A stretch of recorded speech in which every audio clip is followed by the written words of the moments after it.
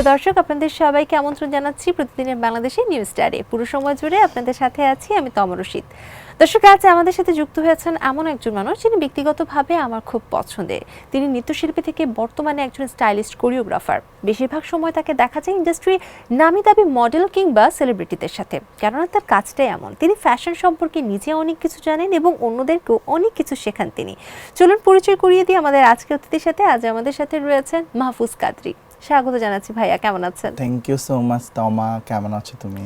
অনেক ভালো আছে। আসলে আপনার সাথে আমার সম্পর্কটা অনেক পুরাতন, কিন্তু আজ নতুন মোড়কে আসলে আমরা সম্পর্কটাকে গড়াতে চাই। একদম শুরুটা করতে চাই বর্তমান সময় নিয়ে। ভীষণ ব্যস্ত আপনি, বেশিরভাগ সময় দেখা যায় বিভিন্ন মডেল সেলিব্রিটিদের সাথে এবং সব টপ ক্লাস মডেল বলা যায়। এই যে সেলিব্রিটিদের সাথে এত থাকার কারণটা কি, মানে কোন কারণে এত তাদের ঘনিষ্ঠ হওয়া, বা আসলে কি রাখছেন অবদানটা? আমার প্রফেশনটাই তো ওদের সাথে, যেহেতু আমি সেলিব্রিটি স্টাইলিস্ট অ্যান্ড কোরিওগ্রাফার। তো ওদের প্রত্যেক দিনের কাজ কীরকম হবে বা ওরা কোন প্রোগ্রামের জন্য কীরকম লুক নেবে, এটাই আমি ওদেরকে সিলেক্ট করে দিই। প্লাস A to Z, পা থেকে মাথা পর্যন্ত প্রত্যেকটা জিনিসই আমি খেয়াল রাখার চেষ্টা করি। তো এটাই আমার কাজ। তো ওদের সাথে আমার বন্ডিং না হলে কার সাথে হবে? একদম ঠিক। এবং এই যে আপনি বলেন যে স্টাইলিস্ট কোরিওগ্রাফার, একদম তাদের পা থেকে মাথা পর্যন্ত একজন সেলিব্রিটি কিভাবে পাবলিক প্লেসে অ্যাপিয়ার হবে সেটা আপনি নির্ধারণ করে দেন। আমাদের ইন্ডাস্ট্রিতে বা আমাদের বাংলাদেশে এই কনসেপ্টটা আমার কাছে মনে হচ্ছে খুবই নতুন একটা বিষয়, এবং এই প্রফেশনে আমরা আপনাকেই বেশিরভাগ সময় দেখছি। আমার জানা নেই আর কেউ কাজ করছে কিনা। তো কিভাবে আপনার মাথায় আসলো যে এমন একটা বিষয় নিয়ে কাজ করা সম্ভব? নর্মালি স্টাইলিস্ট হিসেবে অনেকেই আছে, কাজ করছে, ফ্যাশন ডিরেকশন দেয়, বাট সেলিব্রিটি স্টাইলিস্ট হিসেবে হয়তো আমি সবচেয়ে বেশি কাজ করছি। কারণ বাংলাদেশের যারা এই প্রজন্মে সেলিব্রিটিজরা আছেন তাদের সকলের সাথে আমার একটা ভালো বন্ডিং। প্লাস হচ্ছে ছোটোবেলা থেকে যেহেতু আমার নাচের প্রতি অনেক আগ্রহ ছিল এবং সাজগোজ এগুলোর প্রতি অনেক বেশি আগ্রহ ছিল, ওই জিনিসটাকে আমি ইউটিলাইজ করে ডে বাই ডে কাজ করার ট্রাই করেছি। এবং আমি সবসময় নিজেকে একটা মিরর ভাবি যে কোনো একটা সেলিব্রিটি হোক বা যে কোনো একটা পার্সোনালিটিস, তাকে তার কোন লুকের সাথে কীরকম চুল হওয়া উচিত, কীরকম জুয়েলারিজ বা অ্যাসেসরিজ থাকা উচিত, এগুলো সব কিছু চিন্তা করে আমি জিনিসটা ডে বাই ডে ডেভেলপ করি। এবং আমি অনেক কিছু দেখি ফ্রি টাইমে। আমি পাঁচজনের সাথে গল্প না করে আমি একটু বসে বসে সার্চ করি যে দেশের বাইরে যারা সেলিব্রিটিজ আছে তারা কীরকম কাপড় চোপড় পরে, তাদের আউটফিটের সাথে তাদের জুতাটা কীরকম হতে পারে, কীরকম তাদের চুলের স্টাইল হতে পারে। এগুলো দেখতে দেখতে মানুষের স্কিল ডেভেলপমেন্ট বাড়ে। হ্যাঁ, একদম ঠিক। এবং দর্শক, একটা কথা আপনাদেরকে জানিয়ে রাখি, আজ কিন্তু ভাই আমাকেও সাহায্য করেছে যে কিভাবে আমার নিজেকে ফুটিয়ে তুলতে পারি, যে এই ড্রেসের সাথে আসলে কোন হেয়ার স্টাইলটা যায় বা এই ড্রেসের সাথে কিভাবে আমি নিজেকে প্রেজেন্ট করতে পারি। সো ভাইয়া, এই যে বলছিলেন যে ছোটবেলা থেকে নাচের প্রতি একটা আগ্রহ এবং সেখান থেকে একটা ভালো কমিউনিকেশন হওয়ার সুবাদে এই প্রফেশনটাকে পরবর্তীতে আপনি বেছে নেন। একদম শুরুতে যখন আপনি শুরু করলেন, তখন কাকে দিয়ে শুরু করেছিলেন বা তখন কিভাবে অ্যাপ্রোচটা করেছিলেন যে এই কাজটা আপনি করতে পারবেন বা চান? যেমন ছোটবেলার ক্ষেত্রে তো আমি যখন যাকে হাতের কাছে পেতাম, যেমন আমাদের অনেক বড় ফ্যামিলি, আমার বাবা মা এবং আমার বাবার যে ভাই, মানে আমার চাচারা, এই অনেক বড় ফ্যামিলি, আমাদের 10 জন চাচা। তো ওই ক্ষেত্রে আমাদের চাচা তো ভাই বোন অনেক ছোট ছোট, তো বোনদেরকে নিয়ে আমি রেডি করে দিতাম সবসময়। বলতাম যে আজকে শাড়ি পরো, আজকে চুলে খোপা করো, এরকম এক একদিন এক একটা রকমের লুক সাজেস্ট করতাম। এটা কিন্তু আমার স্টাইলিংয়ের ক্যারিয়ারের কোনো কিছুর সাথে ইনক্লুডেড ছিল না, এটা জাস্ট আমি শখের বশে করে দিতাম। এবং যাকে পেতাম, আমার মনে আছে যে আমি আমার নানি দাদিরা আসলে ওদেরকে রং পেন্সিল দিয়ে চোখে আইশ্যাডো করে দিতাম। যে রং পেন্সিল, জল রং পাওয়া যেত, তারপরে মোম পেন্সিল, এগুলো দিয়ে চোখে আইশ্যাডো করে দিতাম। তো এটা হচ্ছে আমার অনেক প্যাশনের একটা জায়গা। দেন আমি যখন স্টাইলিং শুরু করি তখন আমার স্টার্টিং হয়েছিল মাহিয়া মাহি এবং পূজা চেরি, ওদের সাথে কাজ করে, মানে একদম সেলিব্রিটি দিয়েই শুরু করেছি। অতটা স্ট্রাগল করতে হয় নাই, কারণ ওদের সাথে আমার কোনো একটা জায়গায় গিয়ে পরিচয় হয়েছিল একটা বিউটি স্যালনে। ওটা থেকে আমাদের একটা ভালো বন্ডিং হয় এবং আমি আমার স্কিল ডেভেলপমেন্টটা ওদের মাধ্যমেই করতে পেরেছি। কারণ নায়িকারা অনেক স্কিলড হয়, আপনারা সবসময় জানবেন যে ওদের অনেক এক্সপিরিয়েন্স, ওরা কিন্তু অনেক কিছু বোঝে যে ওদেরকে কোন অ্যাঙ্গেল থেকে দেখতে সুন্দর লাগে। তো ওদের সাথে আমি আরও প্লাস প্লাস প্লাস প্লাস হয়েছি আর কি। গ্রেট, মানে শুরুটাই হয়েছিল একদম দক্ষ মানুষদের সাথে, ভালো মানুষদের সাথে, এবং তার মধ্য দিয়ে আসলে নিজেকে বারবার এক্সপোজ করা বা মানুষের কাছে নিয়ে আসার ব্যাপারটা খুব দারুণ ছিল। যেহেতু আপনি সেলিব্রিটিদের সাথে কাজ করেন, একটা বিষয় আমাদের প্রায় জানার ইচ্ছে থাকে যে তারা কি কথা শুনে, এমন কখনো হয়েছে যে তারা কথা শোনেনি? আমার মানে আমি যাদের সাথে কাজ করি ওরা অনেক বেশি আমাকে নির্ভর করে, সেই জন্যই আমি ওদের স্টাইলিস্ট হিসেবে এতদিন ধরে রেগুলারলি কাজ করে যাচ্ছি। ওরা অনেক কথা শোনে, প্লাস হচ্ছে ওরা আমার মতামতটাকে রেসপেক্ট করে, আমিও ওরা কি বলতে চাই ওদের কথাটাও শুনি। কারণ হচ্ছে আমার উদ্দেশ্য কি, যে আমার সেলিব্রিটি যে তাকে সুন্দর লাগানো। তো এটা সে যখন আমাকে সাজেশন দেয় এরকম কিছু না যে তার কথা নেওয়া যাবে না আমার কথাই নিতে হবে, বা আমার কথা নেওয়া যাবে না তার কথাই নিতে হবে, এরকম কিছু না। তো আমাদের বন্ডিংটা অনেক ভালো। তো সেই ক্ষেত্রে আমার কথা শুনে নাই বা আমি ওদের কথা শুনি না এরকম কখনো হয়নি। কারণ এটা অনেক বাজে একটা রিউমার, সবাই বলে যে সেলিব্রিটিসরা কথা শুনতে চায় না, বাট ওদের মনের মতো যদি কথা হয়, ওরা যদি মনে করে যে ওদের জন্য একটা পজিটিভ ভাইবস আসবে, ওরা অবশ্যই কথা শোনে। ওকে, সো একটা আমাদের ভুল ধারণা আমরা ভেঙে ফেলতে পারলাম আপনার কথার প্রেক্ষিতে। একটু জানতে চাই যে যেহেতু আপনি তাদের সাথে কাজ করছেন, এমন কখনো হয়েছে যে একটা পার্সোনাল ক্ল্যাশ হয়ে গেছে, একটা ঝগড়া বিবাদ, হয়তো আপনি কারোর সাথে কাজ করছেন, তো আপনি অন্য আরেকজনের সাথে কাজ করেন, সেটা পছন্দ করছেন না যে তুমি আমার সাথে কাজ করলে তার সাথে কাজ করতে পারবা না, এরকম কোনো ক্ল্যাশ কখনো হয়েছিল? আমি তো আমার নিজেকে একটা ইনস্টিটিউট মনে করি। আমি মনে করি যে এটা আমার একটা প্রতিষ্ঠান, আমি স্টাইলিং করি, আমার প্রতিষ্ঠানের দরজা সবার জন্য খোলা। যার আসতে ইচ্ছে করবে সে আসবে, যার ইচ্ছে করবে না সে আসবে না। বাট আমি সবসময় এই জিনিসটা মেনটেন করি, ধরো তুমি আর আমি, তোমার আরেকজন থার্ড হোস্ট আছে, তো তার যদি প্রবলেম থাকে তোমার সাথে আমি কাজ করি, তাহলে সেটা তার প্রবলেম, সে আসবে না। তুমি তো আমাকে তার সাথে কাজ করতে না করো নাই, তাহলে আমি কেন তোমাকে পানিশমেন্ট করব? তো আমি এটাই সবসময় আমার নীতিতে অটল থাকি। তো যে যেখানে যেই ক্ষেত্রে কমপ্লেন করে, তো যে কমপ্লেন করবে সে সরে যাবে, এই ক্ষেত্রে আমার আর কিছু করার থাকে না। গ্রেট, একটা এথিক্স থাকা উচিত, এবং আমার মনে হচ্ছে এখানে একটা পারফেক্ট এথিক্স এবং অনেক কিছুর ইঙ্গিতও এখানে আমরা পাচ্ছি, আর খোলাসা করে নাই বা বলি। এই যে এত মানুষের সাথে কাজ করা হচ্ছে, সেলিব্রিটিদের সাথে, ভিন্ন মানুষ ভিন্ন মতে, শুধু যে সেলিব্রিটিদের সাথে কাজ করা হচ্ছে তা না, ফ্যাশন ডিজাইনারদের সাথেও আপনার অনেক কাজ করতে হচ্ছে, বিভিন্ন পেজ ওনারদের সাথেও অনেক কাজ করতে হচ্ছে। ভিন্ন মতে ভিন্ন মানুষকে কিভাবে ম্যানেজ করা হয় আসলে? যেমন স্টাইলিং তো আমার one kind of passion, plus হচ্ছে হবিও বলতে পারেন। স্টাইলিংয়ের পাশাপাশি কিন্তু আমার মেইন প্রফেশনটা হচ্ছে ব্র্যান্ডগুলার প্রমোশনাল পারপাসে হেল্প করা। আমাদের দেশে অনেক ব্র্যান্ড আছে, ছোট বড়, ভালো খারাপ, অনেক রকমের ব্র্যান্ড আছে। তো যে কোনো ব্র্যান্ড যখন আমাদেরকে কাজের জন্য ডাকে, আমি তখন ওই পেজটা কতটা অথেন্টিক, কীরকম তাদের প্রোডাক্ট কোয়ালিটি, তাদের ডিজাইন কীরকম, এগুলো আগে নির্বাচন করি। পার্লার হলো ওদের মেকওভার কীরকম, এগুলো দেখি।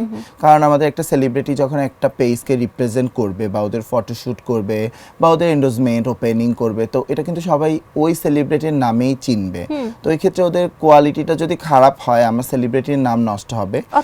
তো এখানে আমাকে কিন্তু কেউ চিনবে না, কারণ আমি হচ্ছে অর্গানাইজার বা আমি ওখানকার কোরিওগ্রাফার। বাট আমার সেলিব্রিটিটার মান সম্মানটা আমার কাছে অনেক বড়, কারণ আমার প্রফেশনাল মানে যেটা হচ্ছে মেইন, এক একজনের এক একটা থিম থাকে। একজন ডান্সারের যে থিম হচ্ছে তার নুপুর বা তার বডির পার্টগুলো যদি ভালো না থাকে, যেমন ডান্সার তার মুভমেন্টগুলো দেখাতে পারবে না। তো একজন সেলিব্রিটি হচ্ছে আমার বডির পার্টের মতো। তো ওদেরকে যদি আমি ঠিকমতো গাইড না করতে পারি, বা ওদেরকে যদি উল্টাপাল্টা কোথাও আমি পাঠাই, তাহলে তো আমারই বদনাম হবে, এবং ওরা আমার উপরে যে বিশ্বাসটা সেটা হারিয়ে ফেলবে, এবং পরবর্তীতে আসলে আপনার সহযোগিতা আবারও নিবে না। আমরা এত কথা বলছি আপনার কাজ নিয়ে, বিশেষ করে সেলিব্রিটিদেরকে আসলে কোরিওগ্রাফির যে ব্যাপারটা আমরা নিয়ে বলছি, আমাদের দর্শকদেরও কিছু ক্লিপ আমরা দেখাতে পারি। দর্শক চলুন দেখে আসি আমাদের আজকের এই গেস্টের কাজের কিছু অংশ।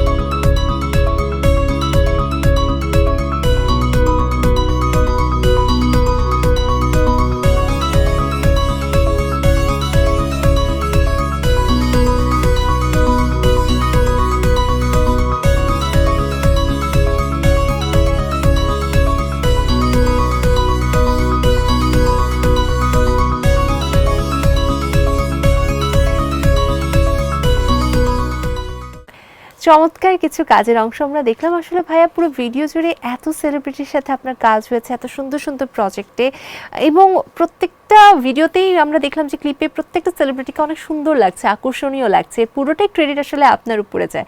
একটু জানতে চাই আপনার শুরুটা থেকে।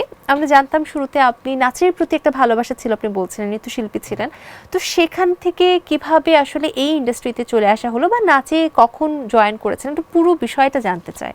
আমার একদম যখন আমি চাইল্ডহুড থেকেই আমার নাচের প্রতি প্রচণ্ড আগ্রহী, সেটা আমার ফ্যামিলির মানুষ অনেক ভালো করে জানে। আম্মু আব্বু একদমই পছন্দ করতো না যে ডান্স করব, ছেলে ডান্সার হবে। এছাড়াও হয় কি, আমরা মফস্বলে বড় হয়েছি, আমাদের আশেপাশে মানুষও এটা সাপোর্ট করতো না, একটা ছেলে ডান্সার হবে, অনেক রকমের কথা হতো, মেয়েদের মতো হয়ে যায়। এটা আসলে আমি বলতে চাবো যে এইটা কিন্তু কোনো ইস্যু না। মানুষ আর্ট কালচার এটা কিন্তু মানুষের পার্সোনাল একটা ব্যাপার।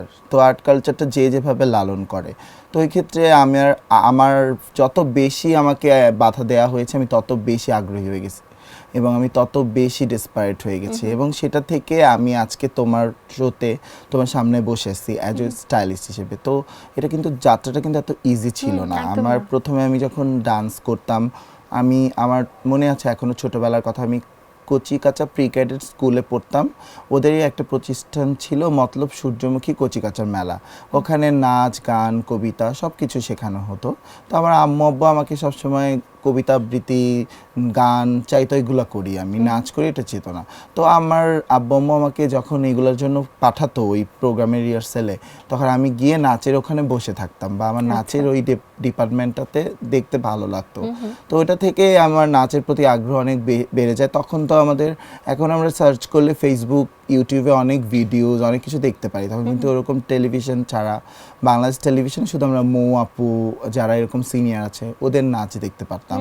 এর বাইরে আমরা টেলিভিশনে ওরকম নাচের প্রোগ্রামও হতো না, অত কিছু দেখতেও পারতাম না। আমাদের ওই স্কুলে ডিসপ্লেতে যা কিছু শেখানো হতো এগুলাই দেখতাম। এগুলো দেখতে দেখতে আমাকে করতে দেওয়া হতো না, আমি কান্নাকাটি করতাম। এরকম করতে করতে আমি যখন বড় হই, যখন আমি ঢাকায় আসি, তখন আমি প্রথমে শিবলি মোহাম্মদ স্যারের কাছে, উনি একজন 21শে পদক প্রাপ্ত নৃত্যশিল্পী, ওনার কাছে প্রথমে কত্থক নাচের জন্য তালিম নেই। তারপর আমি ওইখান থেকে ফারহানা চৌধুরী, বেবি মিস এবং ওয়াসেক স্যার, ওনাদের দুইজনের কাছ থেকে নাচের সৃজনশীল এবং ফোক নাচের তালিম নেই। তারপর নাচেও আমি মোটামুটি ছিলাম, অত এক্সপার্ট ডান্সার ছিলাম এটা আমি বলবো না।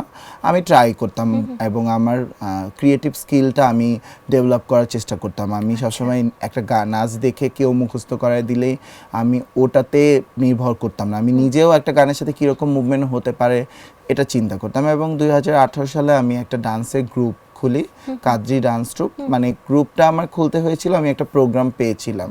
তো প্রোগ্রামটাতে আমি কি নাম দেব, ওই নামটা দেওয়ার জন্য আমাকে বললো যে আপনি তো একটা ডান্সের গ্রুপের নাম দিতে হবে, নাহলে আপনার গ্রুপটাকে নিয়ে আপনি কীভাবে পারফর্ম করবেন।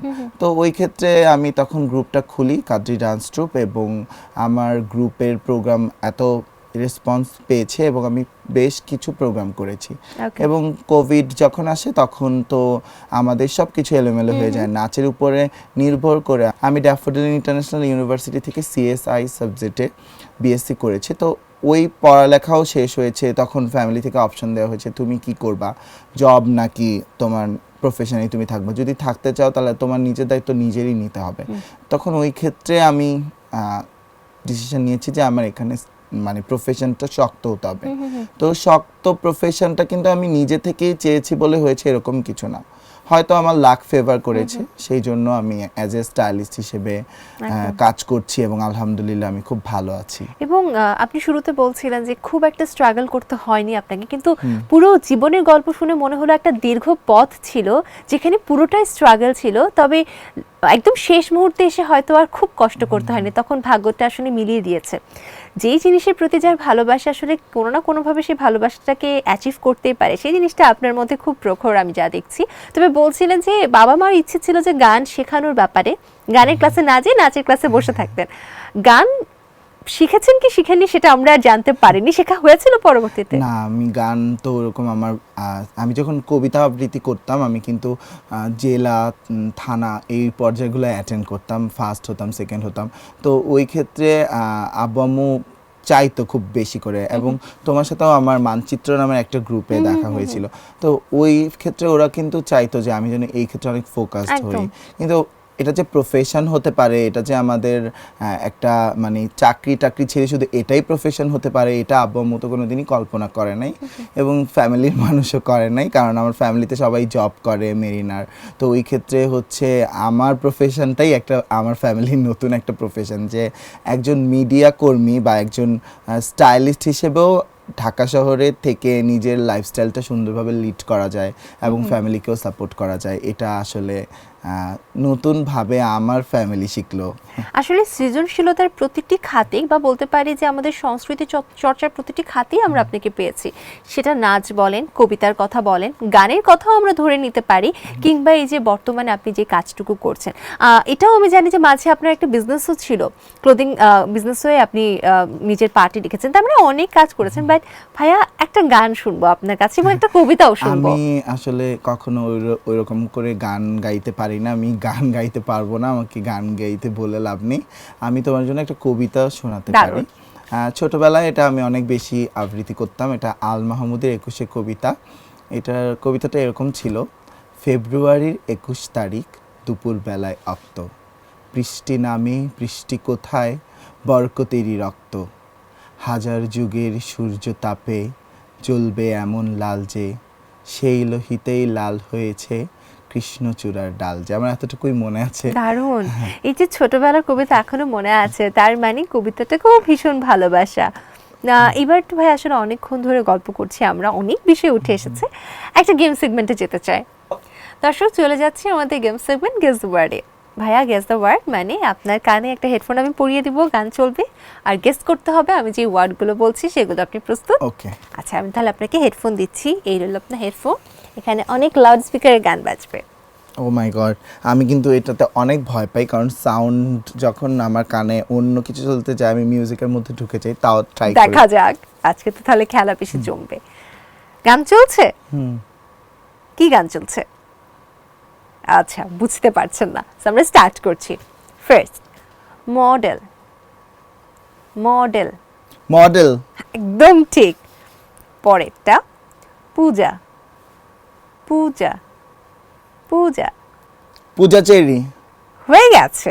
3, কুমিল্লা।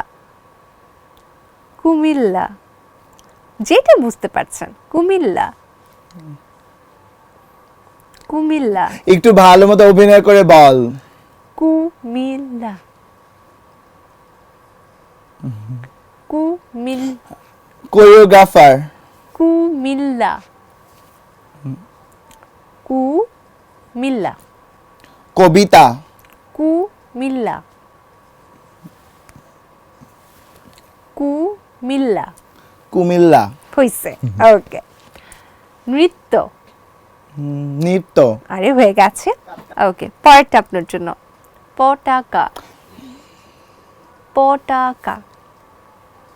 কত নাম্বারটা এটা? এটা হচ্ছে 3। 5। 5। পটাকা। পতাকা। পটাকা। আবার আবার। পটাকা। আগুন। না না না, পটাকা। বিজলি। বিজলি। হ্যাপি নিউ ইয়ারের সময় পড়ছে না পটাকা। পটাকা। লাইট। পটাকা। ম্যাচ দিয়ে ওই যে দেয়, তারপর উপরে উঠে এরকম জলে। রকেট। রকেট। পটাকা। পটাকা। পটকা। পটাকা হয়েছে, ওকে। মেকআপ। মেকআপ। মেকআপ। শরৎকাল। শরৎকাল। শরৎকাল। চক্রান্ত। শরৎকাল। শরৎকাল। শরৎকাল। শ। আকাশ। শ। শখ। শরৎ। শরৎ। শরৎকাল যে থাকে না, শরৎকাল, ওই যে কাশফুলের ছোঁয়া, শরৎকাল। শরৎকাল। অনেক সাধারণ। শরৎকাল। শরৎকাল। শরৎকাল তো আকার ইঙ্গিতে বোঝানোও কঠিন। আমি আর পারবো না। না না, আরেকটা আছে আচ্ছা এইটা স্কিপ, পরেরটাই যায়, পরের তিনটায় যায়। ওকে, রেডি আবার? ওকে, প্রহেলিকা, প্রহেলিকা, প্রহেলিকা,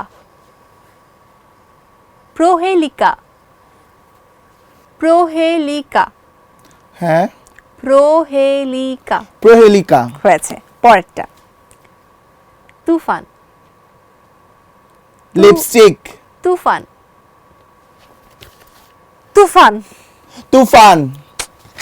পরেরটা আদিবাসী, শেষ। আদিবাসী, আদিবাসী, আদিবাসী, আর একটু জোরে। আদিবাসী, আলিবাবা। আদিবাসী, আদিবাসী,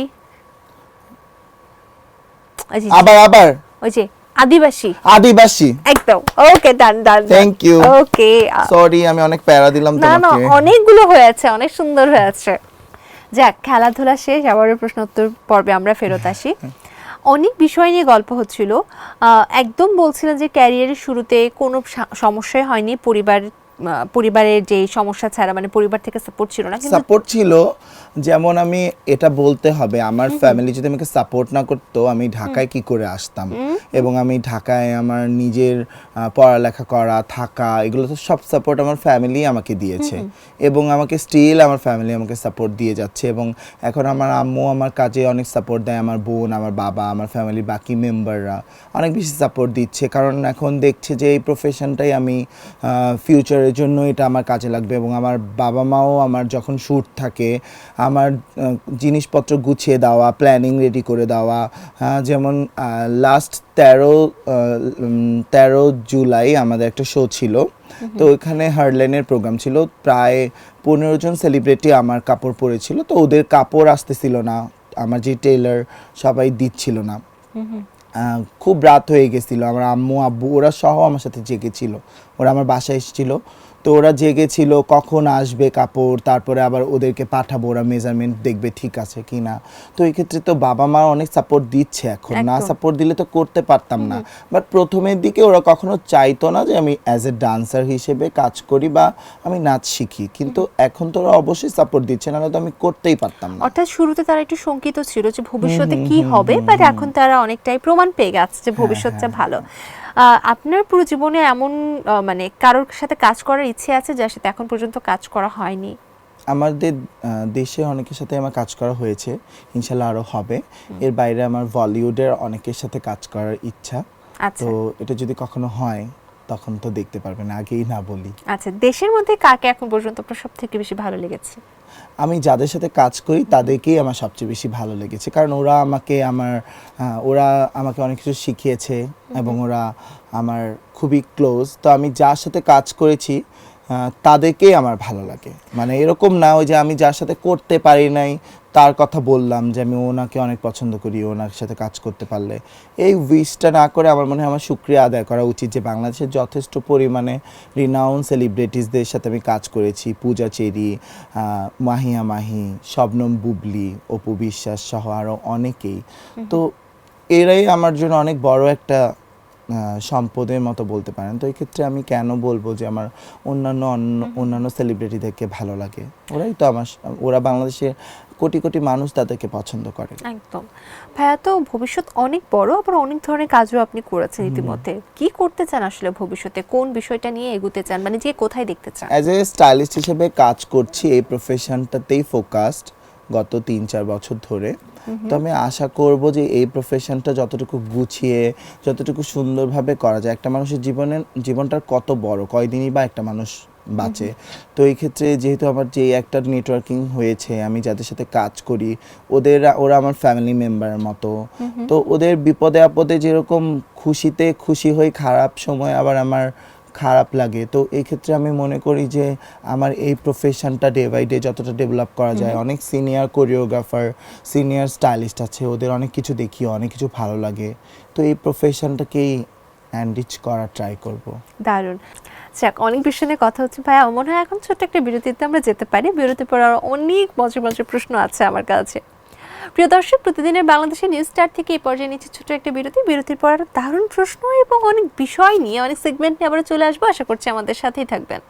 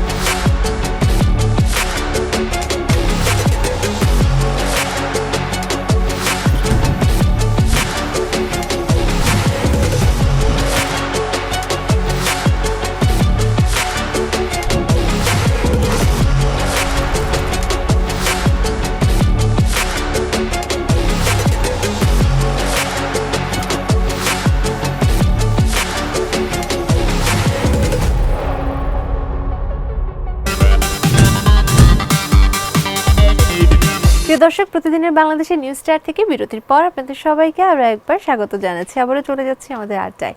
ভাই, অনেক বিষয় নিয়ে কথা হয়েছে, এবার একটা গেম সেগমেন্টে যেতে চাই বিরতির পর, সেটা হচ্ছে র্যাপিড ফায়ারে। সো প্রস্তুত আপনি? প্রিয় দর্শক, চলে যাচ্ছি আমাদের র্যাপিড ফায়ার রাউন্ডে। সো ভাইয়া, র্যাপিড ফায়ার, ঝটপট প্রশ্ন ঝটপট উত্তর, তবে এত সহজ হতে যাচ্ছে না, খেলতে হবে। সামনে পাজল রাখা রয়েছে, আপনার পছন্দ মতো যে কোনো একটা পাজল আপনি নিয়ে নিতে পারেন, যেটা আপনার কাছে ভালো লাগে। আচ্ছা, একদম নিচেরটা এটা মিলানো আছে, আগে একটু চেঞ্জ করে ফেলেন, নাহলে কিন্তু হবে না। ওকে, না একটু নষ্ট করতে হবে, একদম নষ্ট করে ফেলতে হবে। করেছি অনেক নষ্ট, তাহলে তো ওটাই ভালো ছিল। ওকে, এখন এটা নষ্ট হয়ে গেছে। এখন আমরা প্রশ্ন করব আর আপনি এটা মিলাবেন আর উত্তর দিবেন। প্রথম প্রশ্ন আপনার জন্য, মাহফুজ কাদরি এই নামের অর্থ কি? মাহফুজ কথার অর্থ হচ্ছে সুরক্ষিত, আর কাদরি মানে সম্ভ্রান্ত, তো দুটো মিলায় নাও। ওকে, প্রথম কাজ কোনটি একদম জীবনের? প্রথম কাজ ওরকম ভাবে মনে নেই, আমি তো ডান্স আর্টিস্ট, ডান্সের শো ছিল, ওটাই প্রথম কাজ। আপনার পারিশ্রমিক কিভাবে নির্ধারণ করেন? সেটা ডিপেন্ড করে, কারণ পারিশ্রমিক আমাদের কাজের উপর ডিপেন্ড করে। যেই কাজটার জন্য আমার 7-8 দিন দৌড়াতে হয়, সেই কাজের পারিশ্রমিক আর একদিনে যেই শ্যুটটা নামাই সেটার পারিশ্রমিক তো সেম না, ওভাবেই নির্ধারণ করা হয়। খেলতে খেলতে কিন্তু মিলাতে হবে। প্রিয় ডান্সার কে? ফারহানা চৌধুরী, বেবি, শামিমা নিপা। ওকে, প্রিয় ডান্স পরিচালক কে? এমআর ওয়াসেক। প্রিয় তারকা কে? প্রিয় তারকা সবাই। আপনার আইডলের নাম কি? সাদিয়া ইসলাম মৌ। কবে থেকে তাকে আইডল মনে করেন? ছোটবেলা থেকে। সে কি জানে যে আপনি তাকে আইডল ভাবেন? আই ডোন্ট নো, বাট আমি ওনাকে অনেক রেসপেক্ট করি। উনি আমাদের, যখন আমি ডান্স শিখতাম তখন ওনার গ্রুপে অনেক কাজ করেছি, তো উনি জানতেও পারে, নাও জানতে পারে, বাট আই রেসপেক্ট হার। ওকে, পরের প্রশ্ন, আপনার পাশে দিয়ে কোনো সুন্দরী মেয়ে হেঁটে গেলে কতবার তাকান? আমি অনেকবার তাকাই, কারণ আমি খেয়াল করি যে ও কি কি কাপড় পরেছে, কাপড়ের সেন্স কেমন, এটা দেখে আবার একটা স্টাইলিং এ কাজে লাগতে পারে। ও বাবা, সুন্দরী মেয়ে প্রপোজ করলে কি করেন? প্রপোজ করলে সুন্দরভাবে ইগনোর করি। কোনো মেয়ে রিজেক্ট করেছে এখন পর্যন্ত? না, আমি রিজেক্টটা পছন্দ করি না। কয়টা এক্স ছিল? এগুলা আসলে আমার ওরকম কিছু ছিল না। আমি আসলে অনেক বাচ্চা, তো আমার আসলে প্রেম টেম ওরকম কিছু হয় না। ওকে, কি করতে পছন্দ করেন? কি করতে মানে আমি খাবার খেতে অনেক পছন্দ করি, আমি অনেক ফুডি। ওকে, শপিং কোথা থেকে করা হয়? নিউ মার্কেট থেকে শুরু করে ব্র্যান্ড সবকিছুই কেনাকাটা হয়। ফুটপাত থেকে কখনো জামা কাপড় কিনেছেন? অনেক। সর্বনিম্ন কেনা জামার দাম কত ছিল? 50 টাকা। ওকে, কি ছিল সেটা? T shirt. কোটা আন্দোলনের পক্ষে ছিলেন? হ্যাঁ। কি ভূমিকা রেখেছেন কোটা আমি আন্দোলনে? ভূমিকা বলতে আমি যখন দেখেছি যে আমাদের দেশের মানুষের এত এত মানুষ মারা যাচ্ছে, আসলে এটা কিসের আন্দোলন বা কি আন্দোলন, এটা আসলে আমার টপিক ছিল না। টপিক ছিল রক্ত ঝরতেছে, সেটা ঝরতে দেয়া যাবে না, এটাই আমার ভূমিকা ছিল। আমরা চুপ থেকেছি, কারো পক্ষেই ছিলাম না, বাট মনে হয়েছিল যে রক্ত ঝরছে, এটা ঠিক হচ্ছে না, যেটা হচ্ছে মৌন প্রতিবাদ, ওটা করেছি। আমি এখন যেহেতু মানে কোঠা আন্দোলনের পক্ষে রায় হয়েছে বলে বলবো না যে আমি এটা করেছি ওটা করেছি, যেটা ছিল সেটাই করেছি। বাট আমি আমার ক্যারিয়ারে কখনোই আমি রাজনীতি নির্ভর ছিলাম না। আপনারা আমার পূর্বের কাজও দেখবেন, এখনও তো দেখছেন। তো আমি এটা পছন্দ করি না, পলিটিক্যাল ব্যাকগ্রাউন্ড বা পলিটিক্যাল সাপোর্ট নিয়ে কাজ করা, কারণ এটা আমি আমার আর্ট দিয়ে কাজ করব। বাট যখন দেখবো একটা মানুষের রক্ত ঝরছে বিনা দোষে, আর দোষী হলেও একটা মানুষকে কেন মরতে হবে গুলি খেয়ে এত নির্মমভাবে, জাস্ট এটারই বিপক্ষে আমি। সেটা যদি ভবিষ্যতেও কেউ আমাদের দেশের মানুষের, সাধারণ মানুষের উপরে এরকম নির্বিচারে রক্ত ঝরা হয়, সেটা যেই হোক না কেন, আমরা তাদের বিপক্ষেই থাকবো। দারুণ। আমরা আবারও র্যাপিড ফায়ারে চলে যাই। আচ্ছা, এবার একটু জানতে চাই আপনার এখন পর্যন্ত কেনা সর্বোচ্চ মূল্যের ড্রেস কোনটি এবং সেটার দাম কত? আসলে আমি ওরকম ভাবে কখনো জাজ করি নাই। আমার অনেক দামি দামি গিফট পাওয়া হয়, আবার নিজেও যখন কিনি তখন অনেক কিছু চিন্তা করে কিনি, কারণ আমাদের মনে হয় আমরা যেহেতু ডিজাইনার বা আমাদের ডিজাইনারদের সাথে ওঠা বসা, আমাদের বেশিরভাগ কাপড় স্পন্সারেই পাওয়া হয়। তো এই ক্ষেত্রে আমাদের অত কাপড়ের দাম কি হলো না হলো ওটা ম্যাটার করে না। ওকে, আমরা র্যাপিড ফায়ারে আছি, আমরা ছোট ছোট উত্তর নিই। পরের প্রশ্ন আপনার জন্য, জায়েদ খান সম্পর্কে আপনার ধারণা কি? ভালো। হেটার্স আছে? কার? আপনার? অবশ্যই আছে। আচ্ছা, আমার পেজ দেখলে আপনি বুঝতে পারবেন, কারণ পেজে আমি দেখি যে ভালো কমেন্ট যদি 10টা আসে, 100টা খারাপ কমেন্ট আসে। Okay. বাট মনে হয় যে একদল লোক মনে হয় ডিসিশন নিয়েই আসে যে যাই করুক না কেন ওখানে গালি দিয়ে আসবো। ওকে। রিসেন্ট একটি ইনসিডেন্ট আমরা দেখেছি, রুবায়েত ফাতেমা তনি এবং পারিশা হকের ভিতরে একটা দ্বন্দ্ব ছিল, এটাতে আপনি কার পক্ষে? আমি কারো পক্ষেই না। এখানে আসলে ব্যাপারটা হলো কি, রুবায়েত ফাতেমা তনি আপু যুক্তিতে একদম 100 ছিল, বাইশাপুর পক্ষেও অনেক যুক্তি ছিল, উনি বলতে পারে নাই। উনি ওখানে গিয়ে কিন্তু চাইলে অনেক কিছুই বলতে পারতো, যেটাতে রুবায়েত ফাতেমা তনিকে একদম বোল্ড আউট করে দেওয়া যেত, বাট সে বলতে পারে নাই। সেটা তার মানে ওয়ান কাইন্ড অফ, হয়তো সে ওইভাবে বলতে পারে না মানুষের সামনে হুট করেই। বাট এরকম না যে বারিশা হক অনেক বেশি অপরাধী, রুবায়েত ফাতেমা তনি অনেক বেশি ভালো, এরকম কোনো পক্ষপাতিত্বের কিছু নাই এখানে। পক্ষপাতিত্ব টানাও উচিত না, প্রত্যেকটা মানুষের ভালো খারাপ মিলিয়ে। এবং আপনারা যারা বারিশককে প্রোগ্রামের জন্য নিচ্ছেন, তারা কিন্তু কেউ মানে বুঝেন না বা অবুঝ শিশু না, সবাই কিন্তু টাকা দিয়ে পে করে তার প্রতিষ্ঠানের জন্য তাকে মনে করে, যোগ্য মনে করে বলেই যে টাকাটা চার্জ করছে সেটা নিচ্ছে। এবং আমিও আমার অনেক কাজে বারিশককে ডাকি, এবং রুবায়েত ফাতেমা তনির ব্র্যান্ড থেকে কাপড়ও কিনি। সো আমি ওদের বিপক্ষে কথা বলতে চাই না। আমি সবসময় বলবো যে বারিশক চাইলে আরও অনেক কিছু বলতে পারতো, যেটাতে রুবায়েত ফাতেমা তনি মানে ওর যুক্তির সাথে যুক্তি খণ্ডন হতো, বাট ব্যাপারটা ওরকম হয় নাই, সেই জন্য ব্যাপারটা এত দূর পর্যন্ত গড়াইছে। দারুণ। আমরা র্যাপিড ফায়ার শেষ করি, কিন্তু কোনো লাভ নেই, একটু মিললো না। আমি তো আমার খেলাটা কিন্তু এখানে সবগুলো সেম ছিল, আমি এগুলাকে এলোমেলো করে দিচ্ছি, মানে এটাকে আমি সাকসেসফুল ভাবে কালারফুল করে দিচ্ছি। ওকে, একটা ক্রিয়েটিভ অ্যান্সার, আসলে এটা অনেক ক্রিয়েটিভ একটা অ্যান্সার ছিল। থ্যাংক ইউ সো মাচ ভাইয়া, আসলে আজ এসেছেন অনেক ব্যস্ততার ভিড়ে এবং সুন্দর একটা আড্ডা দিলাম আমরা, অনেকদিন পরই বলা যেতে পারে। এবং এই যে এত সুন্দর সুন্দর কাজ করছেন তার জন্য অনেক অনেক শুভকামনা। আমাদের দর্শক যারা রয়েছে তাদের কিছু বলার আছে? দর্শকদের জন্য বলবো যে আপনারা সবাই আমার জন্য দোয়া করবেন, এবং যারা আমাদের কাজগুলো অ্যাপ্রিসিয়েট করেন, আপনারা আছেন বলেই কিন্তু আমরা, এবং আপনারা যতদিন আমাদেরকে সাপোর্ট করবেন ততদিন আমরা থাকবো। তারপরে এই প্রফেশনটা হয়তো আমরা চেঞ্জ করতে হবে বা আমাদের চলে যেতে হবে, এটাই নিয়ম। তো সবাই দোয়া করবেন এবং ভালো কাজের সাথে থাকবেন। থ্যাংক ইউ সো মাচ প্রতিদিনের বাংলাদেশ এবং তোমাকে আজকের এই সুন্দর প্রোগ্রামে আমাকে ইনভাইট করার জন্য। আপনাকে অসংখ্য ধন্যবাদ ভাইয়া। প্রিয় দর্শক, প্রতিদিনের বাংলাদেশের নিউজ স্টারের আয়োজন আজকে এখানে শেষ করছি। আগামী আয়োজন দেখার জন্য আমন্ত্রণ জানাচ্ছি। সে পর্যন্ত ভালো থাকুন, সুস্থ থাকুন, প্রতিদিনের বাংলাদেশের সাথেই থাকুন। আল্লাহ হাফিজ।